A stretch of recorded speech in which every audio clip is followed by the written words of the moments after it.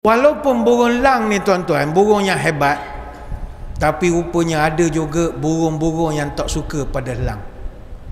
Salah satu burung yang tak suka kepada elang adalah burung gagak. Kalau kita buka dalam internet pun boleh cari cerita gagak menyerang elang. Ada. Tuan-tuan boleh tengok gambar-gambar dia. Cerita benar. Gagak ni bila elang terbang, dia ikut. Dan dia akan bertenggek di belakang elang. Dia patuk kepala elang. Puk dia patuk. Tapi salah satu perangai elang ni adalah dia tidak melayan, dia tidak melawan pun gangguan gagak ni tadi. Elang dia tidak bazirkan tenaga untuk nak balas serangan si gagak. Jadi macam mana dia buat untuk mengelakkan dia diganggu? Elang akan terus terbang lebih tinggi lagi.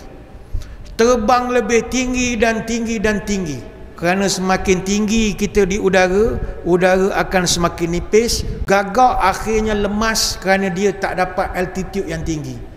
Bila gagak lemas, akhirnya secara automatik gagak itu akan jatuh. Sebab itu hari ini ramai orang sebelum dia mati, dia menyesal kerana menghabiskan hidup dia melayan gagak-gagak di sekeliling dia.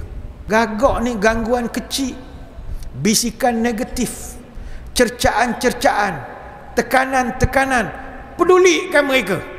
Kita terbang lebih tinggi supaya dia tak boleh nak lawan kita lagi. Semakin tinggi kita terbang, musuh-musuh kita akan jatuh berguguran secara automatik.